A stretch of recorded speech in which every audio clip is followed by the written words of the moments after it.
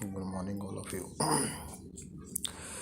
पिछली क्लासों में हमने पॉपुलेशन प्रेशर और इन्वायरमेंट डिग्रेडेशन है वो कर लिया था। आज हम इन्वायरमेंट डिग्रेडेशन पर्यावरण अवक्रमण के जो तत्व हैं, कारक हैं, उसका जिक्र करेंगे। सबसे पहले हम इन्वायरमेंट डिग्रेडेशन है उसका एक बार दोबारा से अभिप्राय बता दें। विकास की प्रोसेस में जब पर्यावरण का की उपयोगिता अथवा गुणवत्ता का ह्रास होता है तो उसे ही क्या कहते हैं, इन्वायरमेंट डिग्रेडेशन कहा जाता है। प्राकृतिक पर्यावरण का अवक्रमण कहा जाता है। तो इसमें इसके जो तत्व हैं वो कौन कौन से हैं? मृदा अपरदन, soil erosion, landslide, earthquake, volcano, drought, floods, desertification, cyclone, जिनको मनुष्य अप्रत्यक्ष रूप से प्रभावित करता है। इसमें सबसे पहले हम आते हैं सोयल इरोजन की बात करते हैं, मृदा अपरदन की बात करते हैं। मृदा अपरदन होता क्या है? प्राकृतिक एजेंट्स होते हैं, जैसे नदी है, पवन है, हिम नदी है, ज्वारीय तरंगे हैं, ये प्राकृतिक एजेंट्स कहलाते हैं। उनके द्वारा मृदा एक स्थान से दूसरे स्थान पर बहाकर लाई जाती है अथवा कटाव किया जाता है, उसे ही क्या कहते हैं? सोयल इरोजन कहते हैं। तो सोयल इरोजन आप अच्छी तरह से समझ चुके होंगे। इसके अलावा मृदा की जो उपयोगिता है, इसका महत्व है, इम्पोर्टेंस है, वो तो आप उससे तो आप बड़ी भांति परिचित है, क्योंकि जब हमारी उपजाऊ मृदा नहीं होगी तो हमारे जो कृषि है वो अच्छी नहीं होगी। कृषि अच्छी नहीं होगी तो हमारे लिए जितने भी भोजन के लिए ज़रूरी सामग्री है, निवास के लिए है या अपने वस्त्र के लिए है, वो हमें नहीं मिल पाएगी। हमारा कंट्री तो वैसे भी कृषि प्रधान प्रदेश है, इसमें उपजाऊ मृदा का होना बहुत ही महत्वपूर्ण है। मृदा अपरदन का अर्थ हम बता चुके हैं। इसके अलावा इसका परिमाप क्या है? एक अनुमान के अनुसार पूरे वर्ल्ड में 7500 करोड़ टन उपजाऊ मृदा का अपरदन होता है, इरोजन होता है। हमारे भारत में प्रति वर्ष 600 करोड़ टन मिट्टी का इरोजन होता है। गंगा नदी अकेले 30 करोड़ टन मिट्टी का इरोजन करती है। वर्ल्ड में होने वाले कुल मृदा अपरदन का 85% कृषि भूमि से होता है, जिस कारण मृदा अपरदन को कृषि का सबसे बड़ा शत्रु माना जाता है। बात करते हैं कि ये तो था कि कितने कितने समय में भारत में कितना मृदा का इरोजन होता है। अब मृदा की ऊपरी परत 1 इंच है, वो कितने समय में बनती है? 1 इंच की परत है, बनने में 500 से 1000 साल लग जाते हैं। अब अनुमान लगा लीजिए आप, हमारे लिए मृदा अपरदन को रोकना या मृदा को बनाए रखना कितना महत्वपूर्ण है। मृदा अपरदन के कारक एजेंट्स कौन कौन से हैं? नदियां हैं, पवन है, हिम नदी है, ज्वारीय तरंगे हैं। सबसे पहले हम बात करते हैं जल या नदी की बात करते हैं।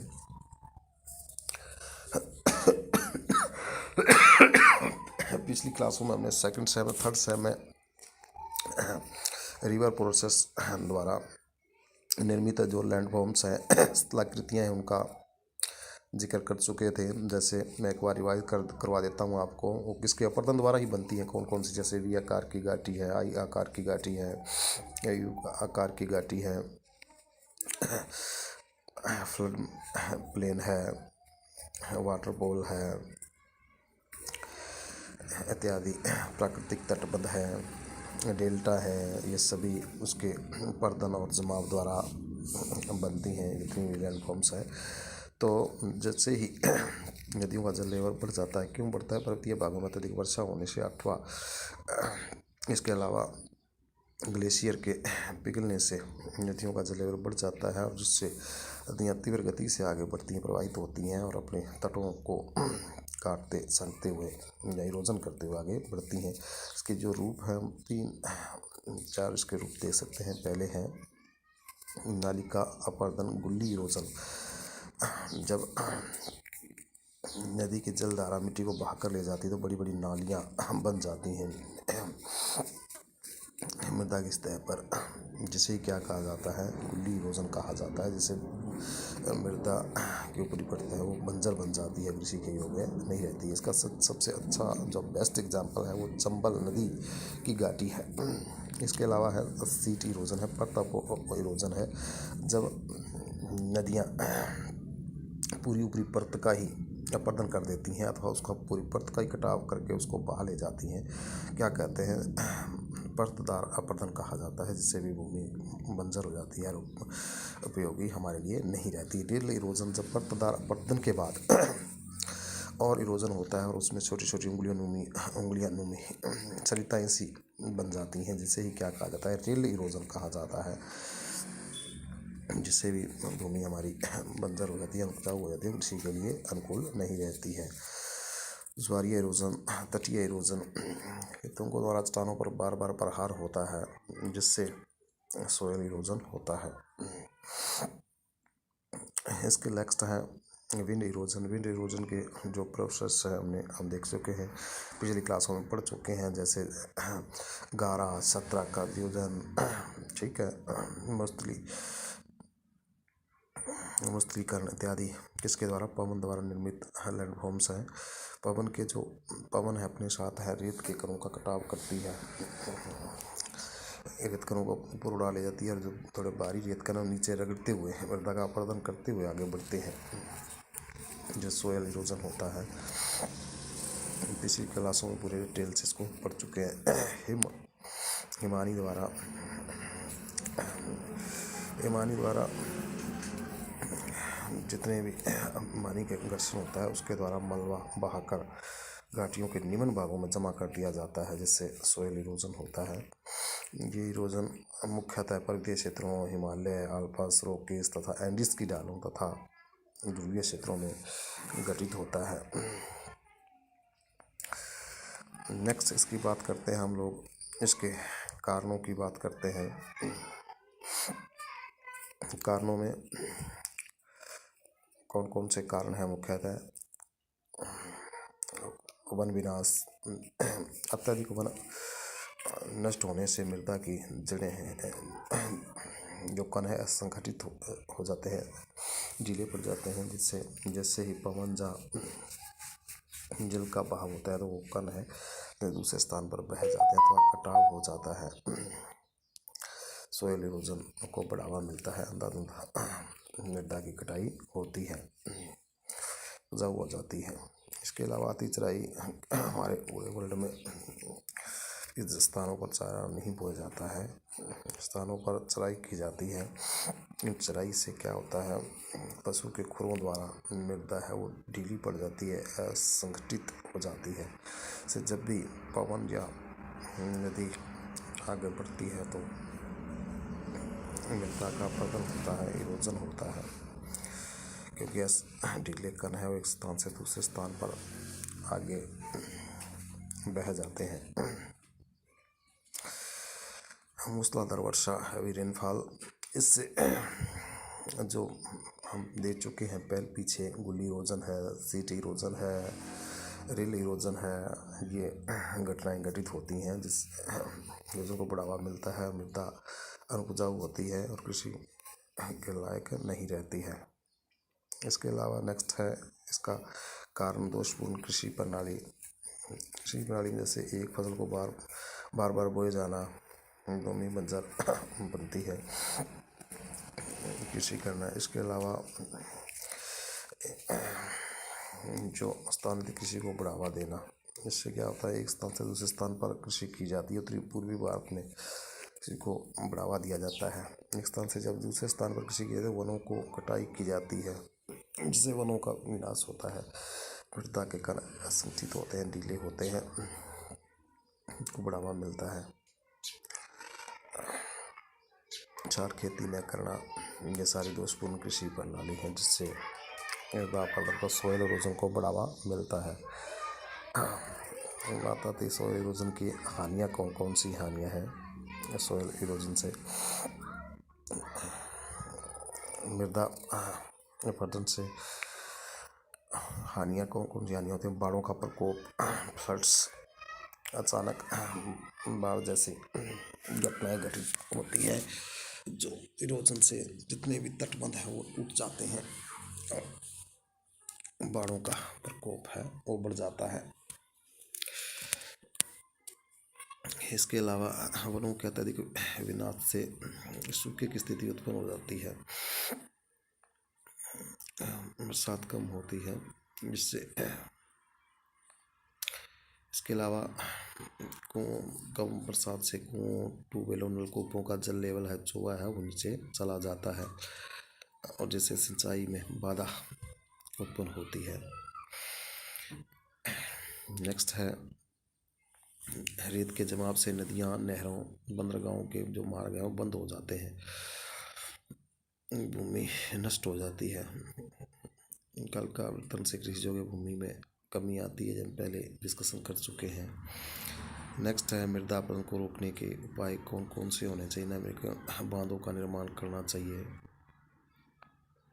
तटबंधों का निर्माण करना चाहिए, जिससे क्या होता है नदियों की बाढ़ को रोका जा सकता है और जिस सिंचाई में किस समय में उस पानी का उपयोग भी किया जा सकता है। सूखे के दिनों में हमारे लिए अत्यंत महत्वपूर्ण हो सकता है वो जल जो बांधों में हम बांध बनाकर उसको रोक सकते हैं, जिसको रोका जा सकता है। टरबाइन में लगाकर विद्युत भी उत्पादन किया जा सकता है। नेक्स्ट है वृक्षारोपण। वृक्षारोपण जितना अधिक होगा उतना ही जो मृदा के कण है वो असंगठित होंगे, मतलब जकड़े जाएंगे, से सॉइल इरोजन को रोका जा सकता है। इसके अलावा वर्षा में भी हमारे लिए लाभदायक है। लेकिन आज जो हम देख रहे हैं ये तो जो रोपण करना वृक्षों की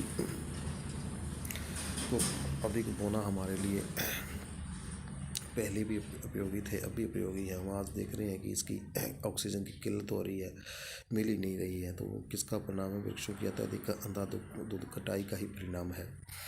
पशु चारण पर प्रतिबंध लगाना चाहिए, पशुओं के लिए चारा अधिक से अधिक बोना चाहिए और पशुओं की जो चराई है उन पर प्रतिबंध लगाना चाहिए। केवल एक इनके लिए निश्चित स्थान, अधिक से जो बंजर भूमि या अलग स्थान है वहीं पर ही इनको चराई की अनुमति देनी चाहिए।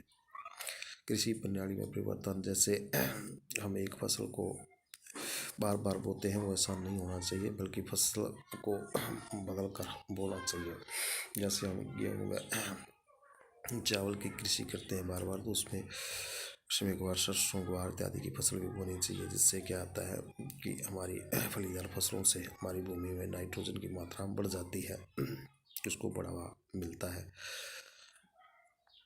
और छोटी अवधि में उगने वाली फसलों को बढ़ावा देना चाहिए, जैसे दाल, अरहर, मूंग इत्यादि।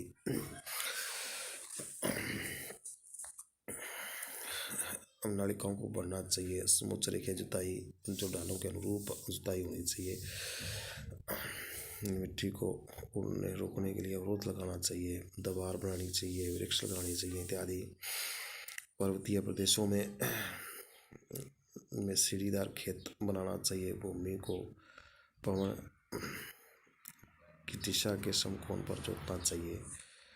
तो ये था हमारा सॉइल इरोजन, ये हम अच्छी तरह से इसका अध्ययन कर चुके हैं। तो दोबारा से हम देखते हैं कि आज हमने क्या क्या किया। सबसे पहले हमने क्या किया, सॉइल डिग्रेडेशन है, मृदा अवक्रमण है, उसका अर्थ की बात की। उसके बाद उसके जो तत्व हैं, तत्वों में हमने आज जैसे उसके कौन कौन से तत्व मैंने बताए थे, अपरदन बताया था, ज्वालामुखी बताया था, लैंडस्लाइड बताया था, अर्थक्वेक बताया था, आदि बताया था, जिसका से हमने आज सॉइल इरोजन को सॉइल इरोजन को उठाया है, सॉइल इरोजन से का जो अर्थ बताया, फिर उसके परिमाप बताया है, फिर हमने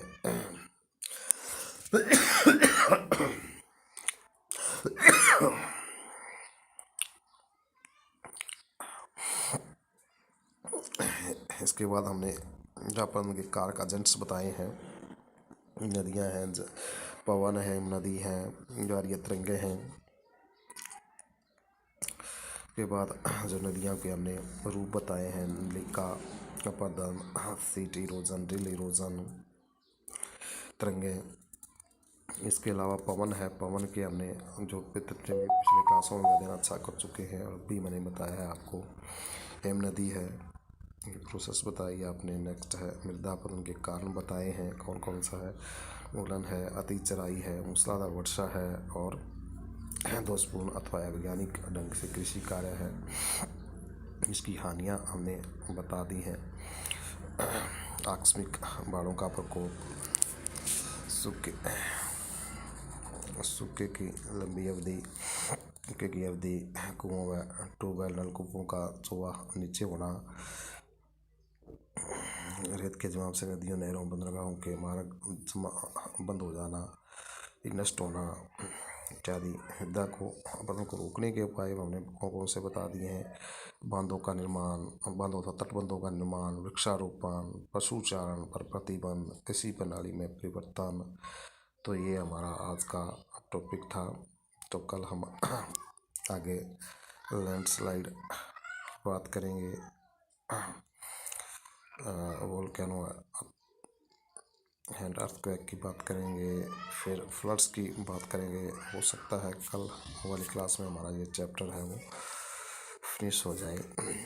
तो पीछे मैंने आपको बार बार बता चुका हूँ कि हमारा सिलेबस मैंने ऑफलाइन मोड में ही 90% करवा दिया था। 2-4 टॉपिक्स हैं वो बचे हुए हैं, जो भी वो थे जो अनइम्पोर्टेंट थे, उनको भी मैं वो करवा रहा हूँ।